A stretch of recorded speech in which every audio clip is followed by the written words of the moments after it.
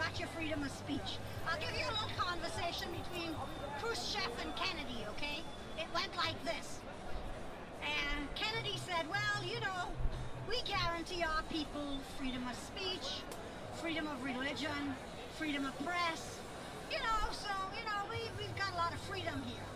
So Khrushchev said, well, we guarantee our people housing, healthcare, education, and so he said, I will say this, I'm not going to sit here and say that one is better than the other.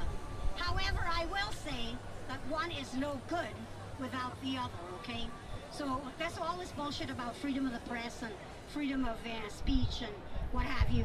It's all worthless if you have no food in your belly and you're sick with a damn toothache and you can't afford to go to the dentist because he wants $1,000 to fix it, or you're sick and you can't afford to go to the doctor, or you've got some children that you'd like to give a world-class education to, but you can't because you don't have the money to send them to private school, because they're sure shit ain't gonna get it in public school.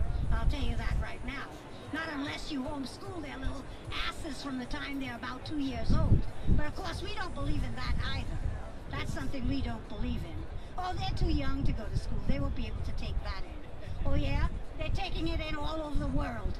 In some places in Europe, you've got 3-4-year-olds that can speak 4 or 5 languages, okay?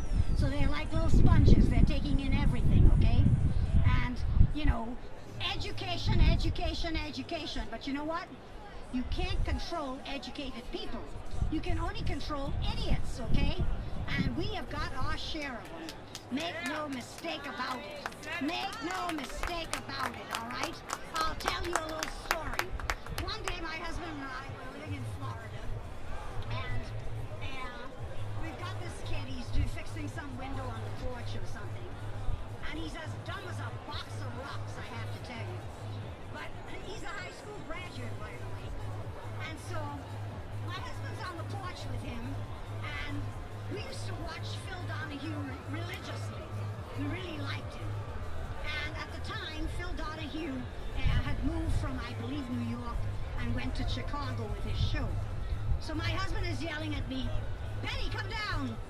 It's Phil's first show in Chicago. The kid pipes up and goes to my husband. So Dennis, where's Chicago at? And I could tell from what I was listening to that my husband didn't have a clue what he was speaking about. What he was speaking about wasn't where Chicago was at. Because my husband proceeded to say, well, you know, it's like any other big city. You know, it's got this, it's got that. No, he said, you don't understand. Where is Chicago at? Now, I wasn't even born here, and I know where Chicago is at. Geographically, he did not know where Chicago was, okay? He had no idea, okay? And this was like an 18-year-old, all right? So we've got our share of idiots, make no mistake about it. We've run into quite a number of them ourselves, so we know what we're talking about. And that's how they control them. It is orchestrated from the top. Keep them dumb. Keep them stupid. Just as stupid as you can. It's indoctrination, not education. Right, exactly.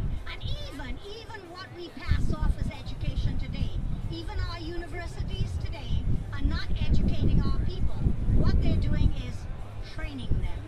I will train you to be a nurse. I will train you to be an engineer. I will train you to be a doctor. They are not educating them, because a truly educated person knows a little bit about everything. He should be able to recite some Shakespeare. He should be able to tell you who were some of the greatest painters in the 17th and 18th century. He should be able to do a lot of things like that. He should be able to point on the map and show you where Africa is, or Asia. So, you know, that's a truly educated person, because no one can know everything. So it's not a person who knows everything. It's just a person who knows a little bit about everything. Not just tunnel vision. You come on down this path here, and we're going to train you to be a nurse, okay? You won't know another goddamn thing, but you'll know how to be a nurse. And you'll know how to be a half-assed one, because we don't believe much in bedside manner, okay? We don't think that counts for anything. Okay, that's not part of nursing. And the same thing with you doctors. You don't have to have bedside manner. That doesn't count. That's not going to help your patient. You need to just pump them up with some more pharmaceuticals so that we can keep our pharmaceutical stock up there, okay? You know? Invent new drugs. They're inventing them by the day. All you got to do is watch. And that's right. And that's right. Make new illnesses. They make illnesses out of things that are just the natural aging process. They'll say to you, at 65 years old, oh, you know, your gums are receding. Well, that's what happens when you get to be 65 or 70. It's a natural thing. There's nothing abnormal about it. And so on. And so, like he said, they invent illnesses, and then they invent drugs for you to take to fix those illnesses that'll cost you a fortune. And if you don't have the fortune, well, too bad. But you know what? To that extent, in some ways, people in America today that don't have money and can't afford to go running to doctors every 5 minutes are actually better off than the rich people, because the rich people, they know the money's there, they know they've got good insurance. Oh, they'll tell them you have this wrong with you, that wrong with you, this wrong with you, that wrong with you, and there isn't a damn thing wrong with half of them. Not one damn thing, except that they can't get any attention anywhere else, I guess, and so they go to the doctor for a little TLC, which they should be getting at home, by the way. But that's how it works, okay?